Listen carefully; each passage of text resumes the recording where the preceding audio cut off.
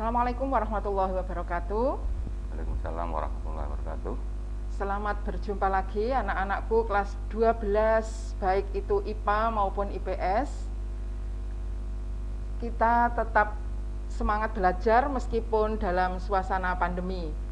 Sebagaimana yang sudah kalian pelajari pada matematika, bahwa KD yang akan kita pelajari pada semester ini adalah tentang kaidah pencacahan, permutasi, dan kombinasi. Karena di pertemuan sebelumnya kalian sudah mempelajari tentang kaidah pencacahan, maka pada saat ini kita akan belajar bersama tentang permutasi. Namun sebelumnya, sebelum ke permutasi, kalian harus paham dulu apa itu faktorial. Bagaimana tentang faktorial akan kita pelajari bersama teman saya, yaitu Bapak Dr. Andes Budiono MM. Beliau adalah guru matematika SMA Negeri 1 Prambon. Kepada Pak Budi, saya persilahkan untuk menjelaskan materi faktorial. Terima kasih Bu Anissa. Kita akan membahas anak-anak tentang faktorial, yang mana nanti faktorial ini digunakan di dalam perhitungan terhadap permutasi atau kombinasi. Dimana kalau kalian nanti tidak memahami faktorial, tentunya tidak akan bisa menghitung dalam pelajaran atau materi kombinasi atau permutasi. Mari kita perhatikan bersama-sama apa sebenarnya definisi dari faktorial. Nanti pada ini kita akan bahas faktorial, anak-anak ya. Faktorial. Faktorial ini lambangnya biasanya ini tanda seru. Ini lambang dari faktorial, anak-anak ya. Kemudian apa definisinya faktorial? Definisi faktorial. Definisi faktorial. Ini adalah perkalian bilangan bulat. Perkalian bilangan bulat positif yang berurutan mulai dari 1 sampai dengan yang dimaksud. Nah, ini jadi perkalian bilangan bulat positif. Jadi yang bulat itu kan negatif, 0, positif. Nah, ini yang dipakai adalah yang positif saja. Jadi yang berurutan. Nah, bagaimana kalau secara umum kita misalkan n faktorial? Jadi bagaimana kalau n faktorial? Untuk n faktorial, berarti ini adalah perkalian bilangan bulat positif mulai dari 1 sampai n. Ya. Perkalian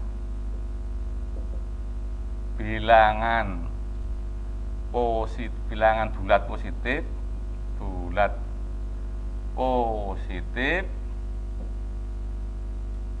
mulai dari 1 sampai dengan n. Nah, ini bagaimana kita nyatakan dalam bentuk matematika. Jadi dalam dalam bentuk matematika. Jadi n faktorial ini akan sama dengan tadi perkalian bilangan bulat positif mulai dari 1, 2, 3 dan seterusnya sampai nanti n. Nah, tapi sebelum n ada n min 1. Sebelum ini lagi n min 2. Terus seterusnya begini. Atau bisa ditulis di sebaliknya, karena biasanya penghitungan kalau seperti ini akan kesulitan. Maka kita tulis n faktorial sama dengan n kali n min 1, n min 2, n min 3 dan seterusnya sampai dengan 3, 2, 1. Jadi dibalik seperti ini. Ini adalah pengertian dari n faktorial. Nah, untuk jelasnya diberi contoh. Ini diberi contoh kan lebih mudahnya. Misalkan aja contoh 01 misalkan 5 faktorial. Jadi 5 faktorial kita pakai yang bawah aja karena yang atas ini nanti kesulitan ya. Bisa terus berarti 5 kali 4 kali 3 kali 2 kali 1. Ini kalau kita tulis lengkap ya. Contoh 2 misalkan yang tidak kita tulis tidak lengkap, misalkan 18 faktorial berarti 18 kali 17 kali 16 faktorial. Ini boleh, jadi tidak tulis secara lengkap sampai 1. Karena pengertiannya bahwa kalau faktorial berarti kan sampai 1 kan. Atau juga misalkan kalau tidak terlalu banyak misalkan 100 faktorial, bisa tulis 100 kali 99 faktorial begitu. Nah, ini sementara untuk contoh-contohnya bagaimana ini? Ya, kalau begitu ini yang saya pahami Pak ya. Menulis faktorial kalau angkanya misalnya besar itu tergantung kebutuhan ya Pak ya. Jadi misalnya seperti 100 ini kenapa ditulis hanya sampai 99? Barangkali nanti kebutuhannya ada pembaginya 99 faktorial. Begitu Pak ya. Iya. Jadi ini nanti biasa soal-soal ini kan untuk kita sederhanakan ini kita tidak perlu nulis sampai selesai 01 karena mungkin nanti dibagi dengan bilangan yang faktorialnya sama seperti itu sehingga kita gampang untuk menyederhanakannya begitu. Ya baik. Ini kalau saya lihat contoh-contohnya kan ada angka 5, 18, 100. Saya juga ingin tahu bagaimana kalau nilai dari 1 faktorial Pak. Oh ya. Untuk 1 faktorial kita lanjutkan 4 saja ya. Tadi 4 1 faktorial ya 1. Jadi cuma 1 saja. Oh iya. Terus kalau misalnya Pak, kalau misalnya ada 0 faktorial gitu? Ya, kalau 0 faktorial kalau untuk 0 faktorial ini di matematika ada namanya aksioma. Jadi aksioma itu adalah kesepakatan bersama. Jadi untuk 0 faktorial kesepakatannya adalah sama dengan 1 juga sama dengan 1 faktorial. Jadi 0 faktorial dengan 1 faktorial nilainya adalah sama karena ini untuk 0 ini merupakan aksioma atau kesepakatan kita bersama begitu. Baik, sudah paham saya tentang penerapannya dalam bilangan. Nah, karena dalam matematika itu tidak selalu dalam bilangan, Pak. Misalnya, kalau saya punya n plus 2 faktorial, karena tadi sudah menjelaskan tentang n faktorial. Bagaimana kalau ada n plus 2 faktorial, itu definisinya bagaimana? Oh ya, makasih. Ini sangat bagus sekali ya. Jadi, kalau bilangan-bilangan biasanya mudah langsung, tapi ini dengan lambang n plus 2 faktorial begitu. Nah, ini ya. Nah, kita balik ke definisinya tadi nih. Kalau definisi tadi adalah perkalian urut. Jadi urut. Jadi kalau kita ini 18, 17, 16. Kalau dibalik sini 16, 17, 18. Kalau ini kan dikurangi 1. Kalau ini berarti ditambah 1 kan begitu. Berarti kalau n plus 2 ini dengan n-nya tentunya kan lebih besar n plus 2 tau, karena n plus 2. Nah, berarti tempatnya sebelum n. Nah, sebelum n. Jadi kalau tadi ini seperti tadi misalnya angka ini 16, 17, 18. Ini kan kalau ke sini kan ditambah 1 tambah 1 begitu. Sehingga kalau n plus 2, nah di sini berarti n faktorial kali n plus 1 kali n plus 2. Seperti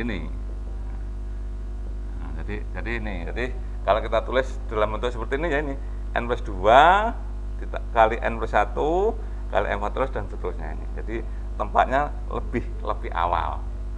Nah, kan ditambah 1 tambah 1 begitu seperti tadi. Ya, ini baik. Untuk n plus 2. Ya. Kalau begitu saya boleh kan Pak ya, saya punya n plus 2 faktorial, saya mulai menulisnya dari n plus 2, n plus 1, setelah itu n faktorial. Karena n faktorial kan sudah kembali ke definisi yang dijelaskan di awal. Boleh. Jadi dimulai dari yang dimaksud dulu ya, enggak apa-apa. Nah, ini kita kan saya maksud untuk menjelaskan bahwa tempatnya n plus 2 itu di depannya n. Makanya tadi sudah mulai dari ini. Tapi kalau sudah paham ya langsung seperti ini. Kalau paham langsung 18, 17, 16 itu ya. Iya. Nah, kita lanjutkan dengan soal-soal yang biasanya ada di apa namanya itu? ujian-ujian, sehingga nanti Anda tidak hanya berfokus pada sini, sehingga kalau menjumpai soal-soal di ulangan Anda bisa contoh soalnya ini seperti ini ya. Satu, misalkan 15 faktorial dibagi dengan 13 faktorial. Nah, hitung bagaimana kita menghitung nilai dari 15 faktorial dibagi dengan 13 faktorial. Maka kita tidak perlu menulis lengkap semuanya, cukup 15 kali 14 kali 13 faktorial. Nah, karena yang dikehendaki yang di bawah hanya 13, maka di sini 13 faktorial. Nah, kan lebih mudah. Tidak perlu kita nulis sampai 1, sehingga ini bisa disederhanakan. Nah, sehingga kita tinggal 15 kali 14. Ini berarti sama dengan 210 ini ya. Ini kalau kita ngitung dari perhitungan faktorial. Kemudian contoh 2. Misalkan kita disuruh menentukan bentuk faktorialnya. Misalkan 10 kali 11 kali 12. Ini bagaimana kita menentukan bentuk faktorial dari angka ini. Nah, di sini tertingginya kan 12 ya. Berarti 12 faktorial. Begitu. Nah, kemudian terendahnya berapa? 10. Berarti kan 9 ke sana hilang. Maka di sini cukup kita tulis 9 faktorial. Begitu. Jadi ini kan lebih mudah seperti ini. Ini kalau ada soal seperti ini anak-anaknya. Ya. Mungkin ada lagi? Ya, terima kasih Pak. Tetap biasanya kesulitan anak-anak yang untuk matematika tetap seperti tadi saya ke lambang-lambang.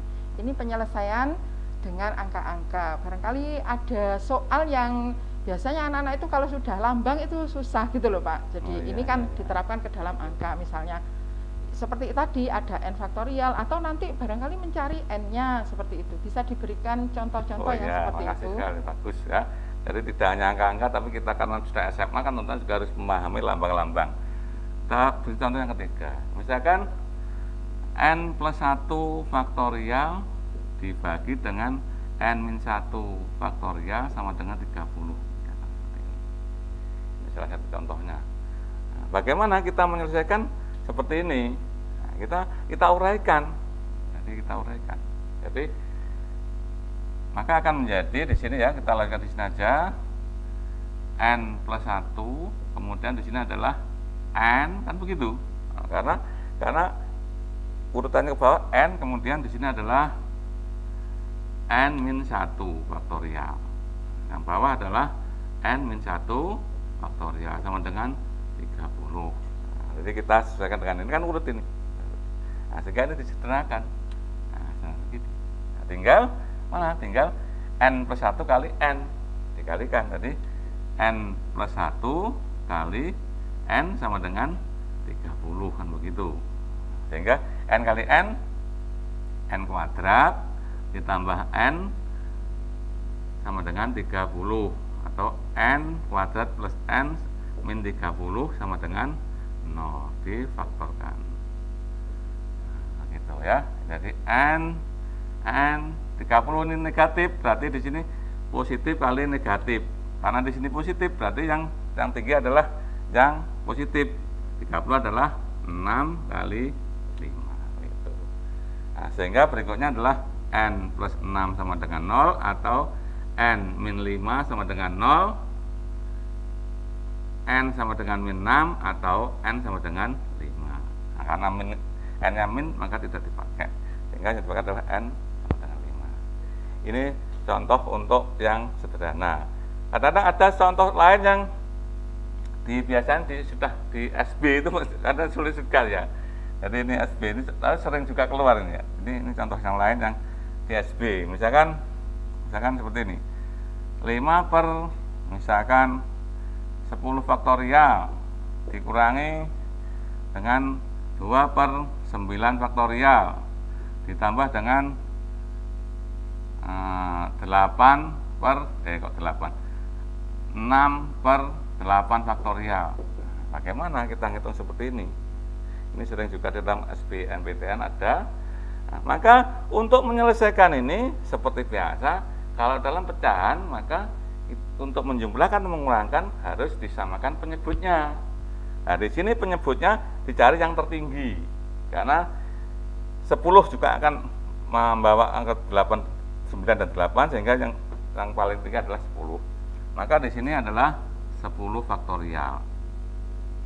Karena ini sudah sama berarti di sini 5.